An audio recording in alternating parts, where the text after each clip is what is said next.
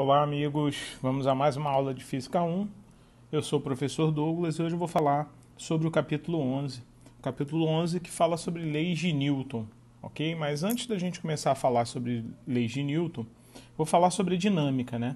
Até a última aula, foi o capítulo 10, movimento relativo, nós estávamos falando sobre cinemática, ou seja, estávamos estudando os movimentos e as consequências dos movimentos. Agora, a partir de agora, nós vamos estudar a dinâmica, tá ok? Que é a parte da mecânica que estuda os movimentos e as suas causas. Então, a partir de agora, a gente vai estudar força, energia, trabalho, potência, impulso, quantidade de movimento, que são causas de um movimento, ok? É aquilo que o movimento precisa para poder acontecer, tá certo? Mas para isso a gente vai falar de alguns conceitos básicos que são importantes dentro da dinâmica. O primeiro conceito é o conceito de inércia. Bom, a palavra inércia sempre leva a gente a dizer que um corpo ele está parado. Na verdade, não é isso, né? A inércia ela é uma propriedade dos corpos, tá? De se manterem em repouso ou em movimento. Ou seja, se um corpo está parado, né, ele está em estado de inércia. E se ele está em movimento retilíneo uniforme, ele também está em estado de inércia, ok?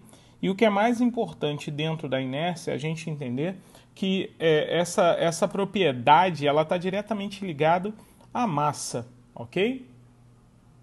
Logo, senhores, a nossa primeira observação, uma das mais importantes, é que a inércia ela é diretamente proporcional à massa do corpo. Ou seja, quanto mais massa o corpo tiver, mais inércia ele tem. Quanto menos massa ele tiver, menos inércia ele tem. Ou seja, ele terá mais propriedade de se manter em repouso ou em movimento se a massa dele for grande, né? E se ele tiver menor massa, ele vai ter menor propriedade de se manter em repouso ou em movimento, ok? Bom, e o que tira um corpo da inércia, né? Ele daquele estado de repouso ou do estado de movimento? É o que nós chamamos de força, né? E o que é uma força, pessoal? É a interação entre corpos, né? Capaz de movimentar, ou seja, a força ela é capaz de movimentar o corpo, ela é capaz de parar um corpo, ou seja, colocar ele em repouso, deformar esse corpo, ou seja, fazer com que ele mude, né, o seu formato, ou modificar a sua velocidade. Quando a gente diz modificar a velocidade, significa variar ela.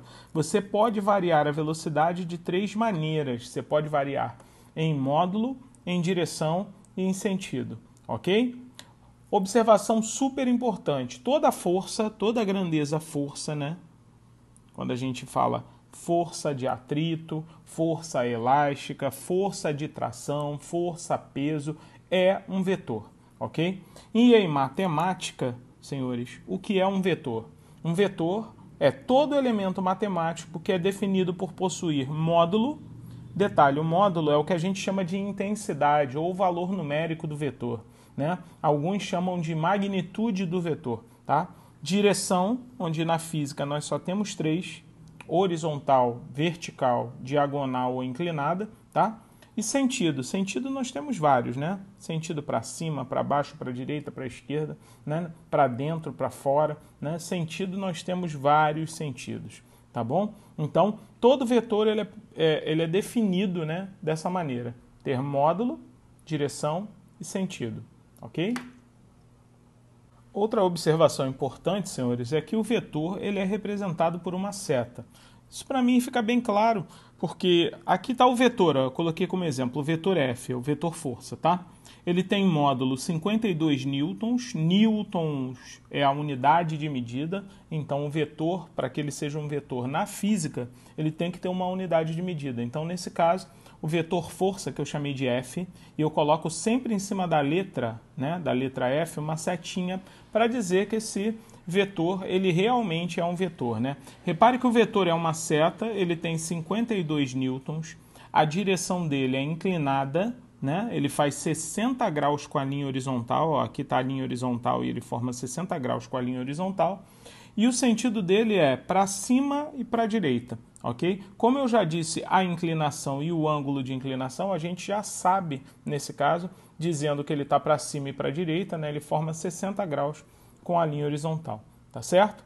Bom, e o terceiro conceito que é super importante para a gente estudar aí, a dinâmica, é dizer que existe uma força que é capaz de substituir todas as forças que atuam num corpo, que é o que a gente chama de força resultante.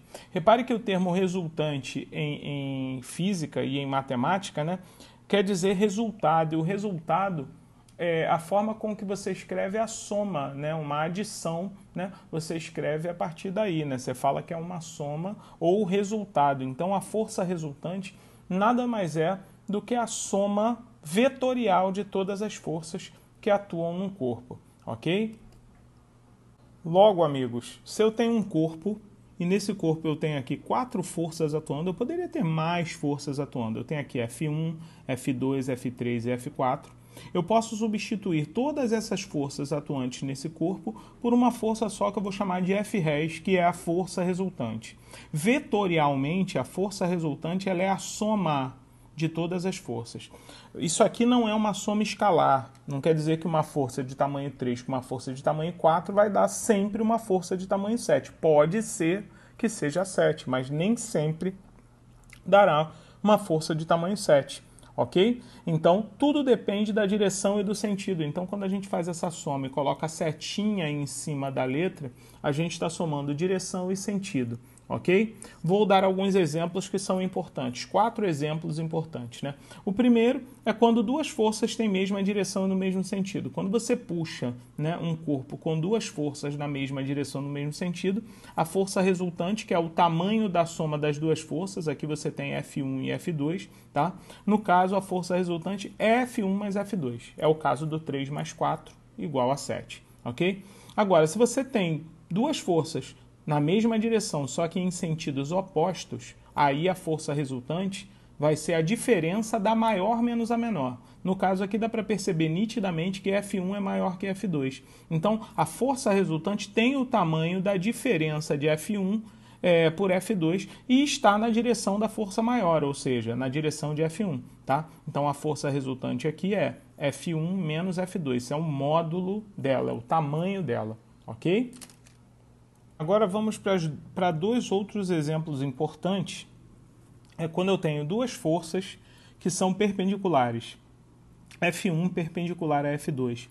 Nesse caso, nós usaremos para desenhar a força resultante a regra do paralelogramo. Bom, o que diz a regra do paralelogramo?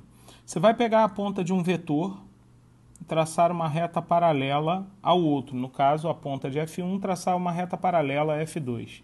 E vai pegar a ponta de F2, né, do outro vetor e traçar uma reta paralela ao vetor força F1. Repare que essa figura geométrica formada aqui é o meu paralelogramo, ok?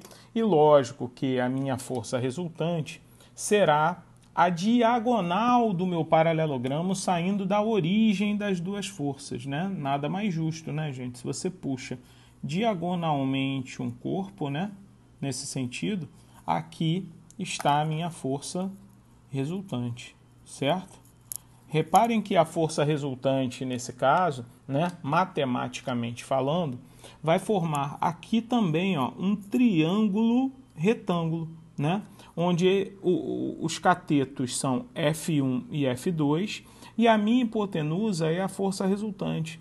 Para calcular a força resultante, então, nós vamos usar o Teorema de Pitágoras, que diz o quê, senhores? Que o quadrado da hipotenusa, né, que é a força resultante ao quadrado, é igual à soma dos quadrados dos catetos, ou seja, F1 ao quadrado mais F2 ao quadrado, ok? Então, neste caso, a força resultante ela tem um cálculo especial, né? Ela é usada lá nas características do triângulo retângulo que é formado nessa região aqui, ó, onde eu tenho F1 e F2 os catetos e a força resultante, a minha hipotenusa. A mesma coisa nós vamos aplicar quando a gente tem um ângulo qualquer, né? Imagina, aqui o ângulo é de 90, mas aqui o ângulo é qualquer, né? E quando a gente tem um ângulo qualquer? Bom, para desenhar a força resultante, regra do paralelogramo. Você vai pegar o F1 e traçar uma reta paralela a F2. Ó. Repare que essa reta aqui é paralela, né? E aqui a mesma coisa, ó, de F1 você vai traçar uma reta paralela aqui, ó, em relação à ponta de F2. Essa figura geométrica novamente é o quê? Um paralelogramo, ok? E a diagonal desse paralelogramo, né, você vai, logicamente, desenhar, que é justamente a minha força resultante. Douglas, mas aí o que a gente faz para calcular? Para calcular, nós usamos a lei dos cossenos, certo? Adaptada para a física, né? Para vetor resultante. Repare que para calcular a lei dos cossenos, você precisaria deste ângulo aqui, ó, que é simples, né? Se aqui é alfa, aqui é alfa, aqui é 180 menos alfa, 180 menos alfa, tá, gente? Então, se você for aplicar aos triângulos, fica bem simples, ó. Você vai pegar força resultante ao quadrado, que é um dos lados do triângulo, é o lado oposto ao ângulo que eu tenho, certo? 180 menos alfa. Ok, senhores? Isso é igual a F1 ao quadrado mais F2 ao quadrado, mas Douglas, isso é o teorema de Pitágoras. Sim, porque agora a gente vai escrever mais alguma coisa aqui, ó. Vai ficar menos 2F1 vezes F2 vezes o cosseno de 180 menos alfa. Com os nossos conhecimentos de trigonometria, o cosseno de 180 menos alfa, senhores, é igual a menos o cosseno de alfa. Então, repare que eu fiquei com um sinal negativo aqui e um sinal negativo aqui. Para calcular a força resultante, repare que é a lei dos cossenos do triângulo adaptada. Vai ser F1 ao quadrado mais F2 ao quadrado mais, ó, menos com menos mais, 2F1, F2 vezes o cosseno do ângulo formado entre os vetores, ok? Então, para mim ficou bem claro que para calcular a força resultante, nesse caso, como é o vetor resultante, é a soma vetorial, é sempre a soma de todos eles, ok? Para um ângulo de 90 graus, o cosseno de 90 é zero, logo essa parte toda some, é um caso particular da lei dos cossenos, o teorema de Pitágoras, ok? Bom, com todo o preparo que nós tivemos até agora a gente vai entrar nas leis de Newton, né? A gente vai falar justamente como esse cara foi importante para a mecânica, né? Newton, em inglês, né? Viveu no século 17, tá?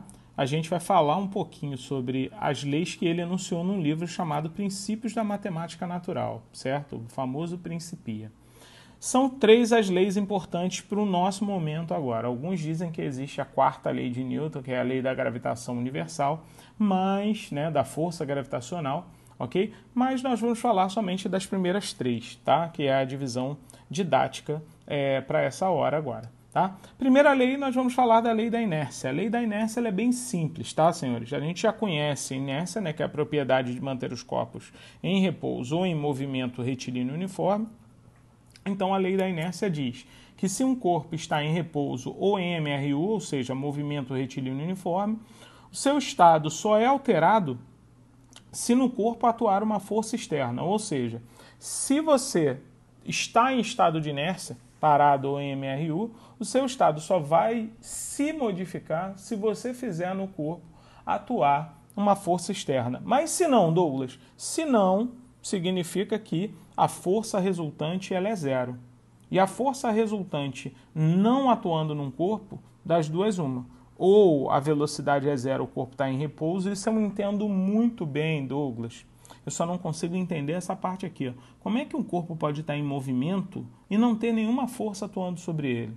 Não, eu não disse que não há nenhuma força, eu disse que a resultante das forças é que vale zero. Ok? Mas existe uma propriedade do corpo, ou uma grandeza no corpo, quando, né, a velocidade é constante e quando a velocidade é nula. Essa grandeza, que é zero, pessoal, é a aceleração. Douglas, eu já entendi. Quer dizer, então, que se o corpo estiver em estado de inércia, significa que a aceleração ela é nula? Sim. A aceleração é nula.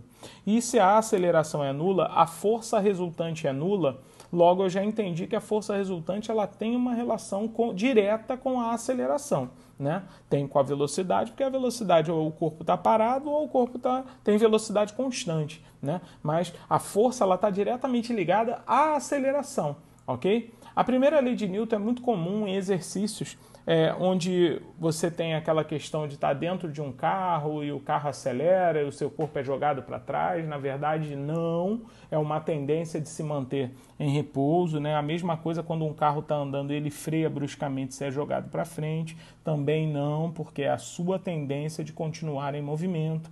Ok? Por isso a gente usa o tal do cinto de segurança para se manter grudado ao carro, ok? Então, há vários problemas que falam sobre isso, né? Sobre a primeira lei de Newton, a lei da inércia. Então, é importante que a gente reconheça isso também na leitura e nas questões. Tá bom, pessoal? Força resultante zero, ou a velocidade é zero, ou a velocidade é constante. Isso tudo está diretamente ligado à aceleração, que é nula nesses dois casos, ok? Vamos então agora à relação entre a força e a aceleração, que é o princípio fundamental da dinâmica, é a segunda lei de Newton. A força resultante em um corpo é o produto da massa pela aceleração adquirida por ele. Então vamos supor que a gente tem um corpo de massa m e ele seja submetido a uma aceleração, lembrando que a aceleração ela é uma grandeza vetorial. A gente diz então que a força ela é o produto da massa pela aceleração. Logo, nós concluímos uma coisa, né? De que a força resultante, né? Isso é básico, né, gente? A massa ela não pode ser negativa, né? Nem nula. No caso aqui, a força ela vai ter sempre a mesma direção e o mesmo sentido da aceleração, né? Isso é bem claro para mim. A força ela é diretamente proporcional à massa e diretamente proporcional à aceleração, tá certo? Então, uma das observações, que é uma das mais importantes, né, essa letra A aqui que eu coloquei para vocês, é que a força resultante ela tem sempre a mesma direção e o mesmo sentido da aceleração. Para onde estiver apontando a aceleração do corpo, é para onde vai estar apontando a sua força resultante. A gente diz assim, ó, existe um macetinho que é bem simples, né? Que a força ela é o Darth Vader da física, né? A força ela é má, né? Ela é o lado sombrio da força. A força é massa vezes aceleração, ok? Vamos agora então à observação B, que é a unidade de força no sistema internacional. Senhores, qual é a unidade de força resultante ou de qualquer outra força no sistema internacional? Bom, eu sei que força é massa vezes aceleração. A massa no sistema internacional é medida em quilograma e a aceleração é medida em metro por segundo ao quadrado, né? Ficaria muito feio falar quilograma metro por segundo ao quadrado. Então resolveram homenagear, né, justamente Isaac Newton, né, o Sir Isaac Newton. Então, na verdade, a força ela é medida em Newton, ok? Representado pela letra N maiúsculo, ok? Então, a unidade de força no sistema internacional é a letra N maiúsculo, tá? Relações importantes. Existem mais duas unidades que são importantes, tá? Em força, ok? É o Newton, o Dina e o KGF. Dina vem de dinâmica, vem de um sistema chamado CGS, é um sistema laboratorial. Então, 1 Newton equivale a 10 à quinta Dina. Douglas, mas por que 10 à quinta? É porque no sistema laboratorial ele é chamado de CGS, centímetro, grama, segundo, tá? Então, a massa será medida em grama, tá? Que é 10 a menos 3 quilogramas, tá? No caso, 1 quilograma é 1000 gramas.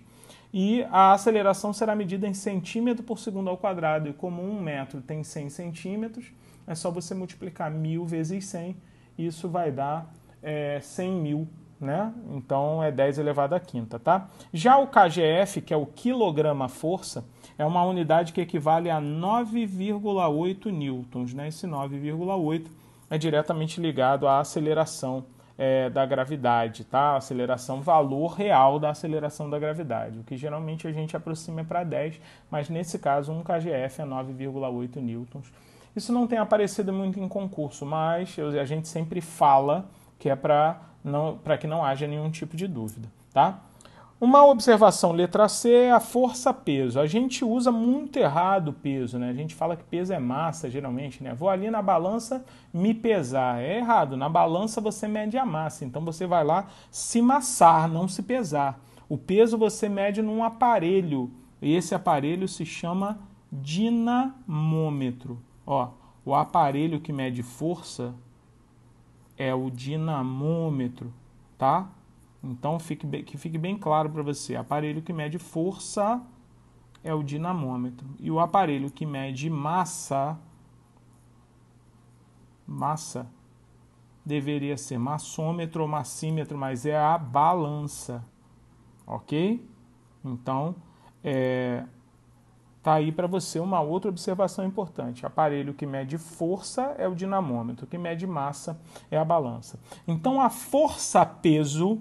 Então, a partir de agora, né, fisicamente correto, você não vai mais na balança se pesar, você vai se pesar no dinamômetro, porque a força é peso, o peso é uma força, ok? O peso está diretamente associado à aceleração da gravidade, que nós sabemos é sempre vertical e para baixo, é sempre voltado para o centro da Terra, não reparem no meu desenho, tá? Mas eu tenho aqui esse corpinho de massa m e a aceleração da gravidade neste ponto. Logo, esse corpo estará submetido a uma força voltada, detalhe, voltada para o centro da Terra. Então, aqui está o centro da Terra, né? E a força-peso está voltada para o centro da Terra. Então, está aqui, ó, essa é a força-peso. E como é que nós calculamos a força-peso, Douglas? Simples. O peso, gente, é sempre massa vezes a aceleração de quem? Da gravidade. Logo, o peso é medido em newtons. Vou dar um exemplo. Se a minha massa é 76 quilogramas, o meu peso é 760 newtons aproximadamente. Por quê? Porque o peso, senhores, é massa vezes a aceleração da gravidade. 76 vezes 10, 760 newtons, ok? Peso se mede em Newton, tá? E agora vamos à terceira lei de Newton, uma das conhecidíssimas leis de Newton, chamada lei da ação e reação, ok? A lei da ação e reação é bem simples, né? Ela diz o seguinte, vulgarmente falando, que a cada ação existe sempre uma reação de mesmo valor, mesma direção e sentido oposto. Ok? Eu coloquei aqui uma coisa mais singela, uma coisa mais oficial para você. Se um corpo A faz uma força num corpo B, este, que é o corpo B, por sua vez, faz em A uma força de mesmo módulo, ou seja, mesmo valor, tá? Mesmo valor, mesma direção, ou seja, a direção pode ser horizontal, vertical, inclinada, né, diagonal, como a gente pode dizer, mas em sentido contrário. Senhores, o que é muito importante nessa lei é a gente entender, basicamente, tá, que se um corpo faz uma força no outro, o outro faz uma força do um no mesmo módulo, mesma direção, sentido oposto. Vou dar um exemplo. Se eu dei um soco na parede, quer dizer que esse soco que eu dei na parede foi uma força que eu fiz na parede. A parede ela vai reagir igualmente na sua mão, ou seja, fazendo uma força igual mesmo, de mesmo módulo, mesma direção, sentido oposto. Se eu faço uma força aqui, ela vai fazer uma força para cá, contrária. Então, se eu bato esse dedo nesse dedo, eu vou ter uma ação desse dedo e uma reação sofrida por ele que vai estar atuando nesse outro dedo, certo? Então, uma das coisas muito importantes na vida é que se a ação e a reação fossem feitas no mesmo corpo, o que aconteceria? Os corpos não sairiam do lugar, porque a força seria a mesma no mesmo corpo e então os corpos não andariam. Por isso, ação e reação atuam sempre em corpos diferentes, tá? Então, preste muito bem atenção nisso. Ação e reação atuam sempre em corpos diferentes. Porque se atuassem no mesmo corpo, ninguém sairia do lugar, ok? Bom, vamos aos exemplos, né, de ação e reação. Primeiramente, eu coloquei ali um corpo em cima de uma mesa, certo? Vamos supor que seja um livro, né, em cima de uma mesa horizontal. E eu quero saber quais são as forças que atuam nesse corpo. Bom, basicamente, eu sei que o livro ele tem massa. Se tem massa e tem gravidade atuando sobre ele, então existe uma força que sempre vai atuar nos corpos, que é o peso. Repare que o peso a gente sabe calcular, é sempre massa vezes aceleração da gravidade. Douglas, o peso atua no corpo. Quem é que faz o peso no corpo? É a Terra. Então, significa que lá no centro da Terra, hein, gente? Vou desenhar aqui, ó, que está aqui o centro da Terra, ok? Existe uma reação ao peso igual em módulo, em direção, só que em sentido contrário. Eu vou chamar essa reação de menos P, ok? Já que está em sentido oposto ao peso, ela é sempre igual. O peso atua no livro, a reação do peso no centro da Terra. Douglas, eu tenho massa e tenho gravidade. Eu tenho peso? Tem. Onde é que está a reação do seu peso? No centro da Terra. Todo corpo que tem massa e tem gravidade atuando sobre ele tem peso, tá ok? E, logicamente, a reação do peso de qualquer coisa na superfície da Terra, sobre a superfície da Terra, sob, né, a superfície da Terra, tem reação lá no centro da Terra, tá? Que é justamente o menos P. Então, a ação é o peso no corpo e a reação é o menos peso no centro da Terra. Mas, Douglas, nesse caso, o que aconteceria com esse corpo? Ele, logicamente, afundaria na superfície da mesa ou nessa superfície horizontal, caso fosse o chão. Douglas, então como é que eu faço agora com esse corpo? Existe uma força que toda vez que um corpo está apoiado, existe sobre ele. Essa força ela tem um nome especial, ela se chama reação normal de apoio. E a gente representa pela letra N, tá? Então, reparem bem, o nome dela é reação normal. Vocês já devem ter ouvido falar, né? Anormal ao corpo, né? Então, na verdade, normal é tudo aquilo que forma ângulo de quê? De 90 graus. Então, na verdade, a normal tem que formar ângulo de 90 graus. Reação normal de apoio, ou seja, o corpo deve estar apoiado na superfície. Então, só existe normal quando existe apoio. Repare que a normal, né, é sempre perpendicular à superfície saindo da superfície, tá? Então, que fique bem claro, se a superfície aqui está embaixo, então a normal tem que estar para cima. Imagina um corpo apoiado na parte de cima, né? Você teria uma normal para baixo, tá?